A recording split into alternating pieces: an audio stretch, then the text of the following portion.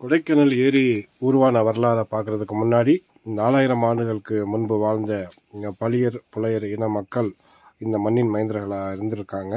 இவங்க அடர் வனங்களில் வசிச்சிருக்கக்கூடிய மக்களாக இருக்காங்க.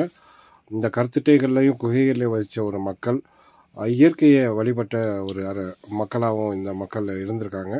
இது அடர் வனங்களில் பல வன விலங்குகளோடு இவங்களோட வாழ்க்கை முறை இணைந்து இருந்திருக்கு. அதை சுற்றி மட்டும் இல்லாமல் இங்கு பல்வேறு மலை கிராமங்கள் அப்போருந்தே இங்கே இருந்துகிட்ருக்கு. வில்பட்டி, வெள்ளகவி இது போன்ற மலை கிராமங்கள் கொடைக்கானல் ஏற்கனவே இருந்திருக்கு. இந்த நிலையில் கொடைக்கானலுக்கு இந்த ஃபாரினர்ஸ் அந்த கிளைமேட்டுக்காக வேண்டி இங்கே தேடி வராங்க. அவங்க வரக்கூடிய பாதைகள் எல்லாம் இந்த வெள்ளகவி வழியாக தான் முதல் பாதை அமைஞ்சிருக்கு. இது டோலிகள்லையும் குதிரைகள்லையும் தலை சுமையாக நடைப்பயணமாக இந்த ஊரை வந்து அடைஞ்சிருக்காங்க அப்படின்றது ஹிஸ்ட்ரி.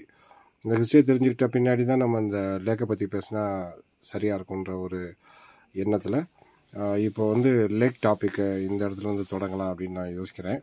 இந்த அழகான ஒரு புண்ணிய பூமி கொடைக்கானல், இது பேர் வந்தது எல்லாமே ஒரு அதிசயம். முதலாக குடியேற்றம் கண்ட இந்த குடும்பங்கள், அதோடு வந்த மதுரை ஆட்சியராக இருந்த சர் வீரே ஹென்றி லிவெஞ்ச் அப்படின்னு சொல்லக்கூடிய அவர் தான். அவரோட சில புகைப்படங்கள் நமக்கு கிடச்சிருக்கு. இது ரொம்ப விரும்பி கொடைக்கானலில் தங்கி இருந்திருக்காங்க. அப்போது இந்த லேக்கெல்லாம் கிடையாது. ஸோ அதை பற்றி பிளான் பண்ணுறப்போ அந்த டாக்குமெண்ட் சொல்லுது, அந்த 3 சிற்றோடைகளை இணைத்து ஒரு ஏரியா உருவாக்கலாம் அப்படின்னு ஒரு பிளான் பண்ணுறாங்க. இப்போது நம்ம காணக்கூடிய இந்த இடம் ஒரு சதுப்பு நிலமாக இருந்திருக்கு. இதை வந்து எருமக்கொல்லி அசம் அப்படின்னு சொல்லியிருக்காங்க.